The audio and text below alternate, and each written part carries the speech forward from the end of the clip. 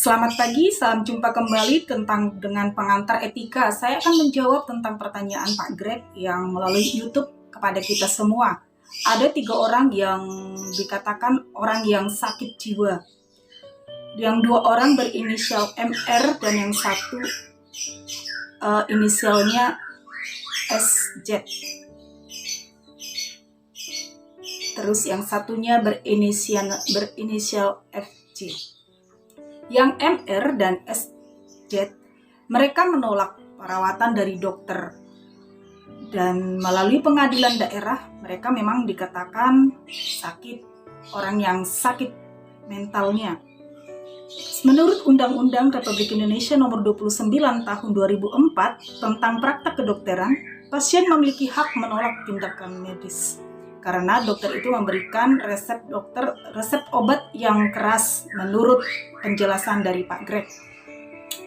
Dan pasien ini memang sudah mendapatkan surat bahwa mereka memang termasuk orang yang sakit bagian kejiwaannya.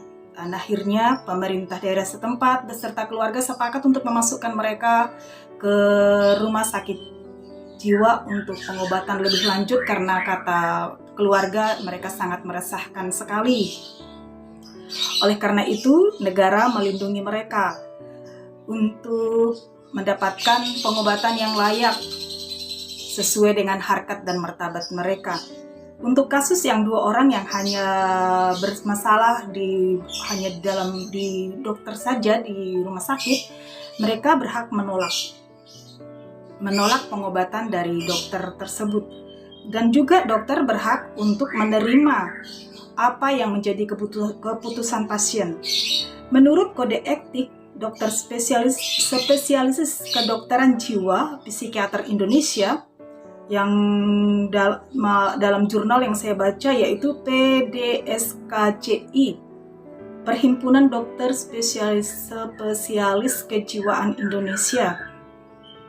Kewajiban mereka untuk melaksanakan profesi mereka menurut pasal 7, dokter spesialis kedokteran jiwa harus memberikan pelayanan medis yang kompeten dengan kebebasan teknis dan moral yang bertanggung jawab, serta welas asih atau compassion dan penghormatan atas martabat manusia dalam setiap praktik medis. Jadi dokter juga berhak untuk menolak perawatan pasien karena pasien keberatan untuk dirawat melalui obat yang diberikan oleh dokter. Mereka mau dirawat tetapi tidak mau memakai obat itu.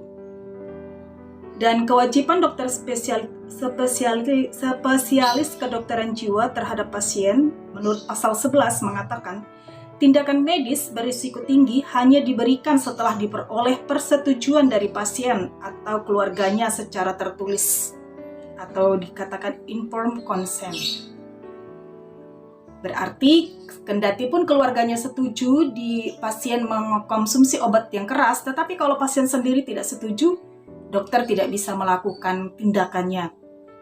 Dan pemerintah daerah juga harus menghargai martabatnya sebagai manusia. Menurut pasal Undang-Undang Nomor 29 Tahun 2004 tentang praktik kedokteran.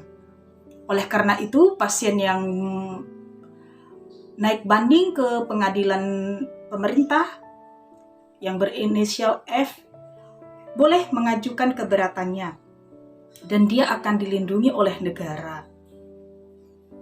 Di sini dikatakan Undang-Undang Republik Indonesia Nomor 1.8 Tahun 2014, Nomor 18 Tahun 2014 tentang kesehatan jiwa memberikan kesempatan kepada orang dengan memiliki gangguan kejiwaan yang disebut dengan ODMK dan orang dengan gangguan jiwa atau disebut dengan ODGJ untuk memperoleh haknya sebagai warga negara Indonesia. ODMK mendapat informasi yang jujur dan lengkap tentang data kesehatan jiwanya termasuk tindakan yang telah maupun yang akan diterimanya dari tenaga kesehatan dengan kompetensi di bidang kesehatan jiwa. Menurut saya tadi belum ada penjelasan tentang surat kesehatan jiwa yang dikeluarkan oleh pemerintah daerah, apakah itu memang kompeten dari dokter spesialis kesehatan jiwa, itu yang perlu kita pertanyakan lagi. Dan juga hak kedua adalah hak ODGJ, yaitu hak orang dengan gangguan jiwa diberikan haknya untuk persetujuan atas tindakan medis yang dilakukan terhadapnya. Dan ada juga haknya lagi untuk mendapatkan perlindungan dari setiap bentuk penelantaran, kekerasan, eksploitasi, serta diskriminasi. Jadi perlu didalami lagi, apakah pemerintah daerah atau pengadilan daerah melakukan pemeriksaan kesehatan jiwa untuk kepentingan penegakan hukum dan menentukan kemampuan seseorang dalam mempertanggungjawabkan tindakan pidana yang dilakukan? Apakah 3 pasien itu memang melakukan tindakan pidana yang meresahkan masyarakat setempat? Itu harus lebih didalami kembali. Dan yang kedua, apakah obat psikofarma yang dibutuhkan oleh ODGJ sesuai standar sebagaimana dimaksud pada ayat 1 yang harus tersedia secara merata di seluruh Indonesia dengan harga terjangkau oleh masyarakat? Bisa-bisa saja pasien itu memiliki kesulitan tentang ekonomi atau juga tentang psikologinya, dia tidak setuju untuk mengkonsumsi obat itu. Bisa-bisa karena harga obatnya mahal atau dia memang takut akan memperparah kondisi kesehatannya. Solusinya menurut saya di sini dikatakan pasal 31 ODGJ yang mendapat rehabilitasi sosial sebagaimana yang dimaksud pasal 26 di dalam Undang-Undang nomor 29 ini diberikan haknya mendapat rehabilitasi psikiatrik atau rehabilitasi psikososial serta mempunyai akses terhadap pelayanan dan obat psikofarma sesuai dengan kebutuhan.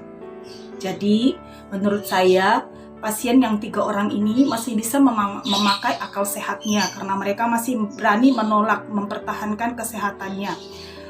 Oleh karena itu kita juga tidak tahu bagaimana keadaan pasien di rumah, apa yang menjadi pergulatan hidupnya, bagaimana situasi kondisi di rumah tangganya. Nah, itulah yang harus ditelusuri kembali oleh keluarga dan pemerintah setempat. Jikalau keluarga mengalami kesulitan dalam ekonomi untuk perawatan, pemerintah masih punya dana bantuan sosial untuk mereka yang menderita. Dan juga menurut saya mereka masih mempunyai kesempatan untuk berjuang untuk bisa pulih dari sakit penyakitnya. Oleh karena itu, ODGJ atau ODMK mempunyai kewajiban, yaitu memelihara kesehatan jiwanya dengan cara menjaga perilaku, kebiasaan, gaya hidup yang sehat, dan meningkatkan kemampuan beradaptasi dengan lingkungan sosial.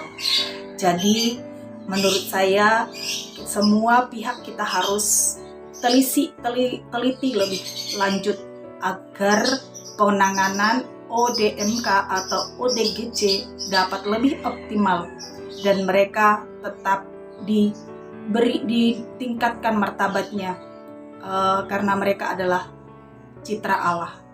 Mereka berhak mendapatkan pelayanan yang baik agar mereka boleh melewati masa-masa sulitnya dan menjadi orang-orang yang tangguh menghadapi segala peristiwa hidup. Mari kita tidak mudah untuk menghakimi, tetapi lebih berwelas asih seperti kode etik dokter tadi. Lebih berwelas asih kepada sesama, sehingga pengobatan medis itu bukanlah satu-satunya, tetapi cinta kasih adalah obatnya. Semoga terjawab. Terima kasih.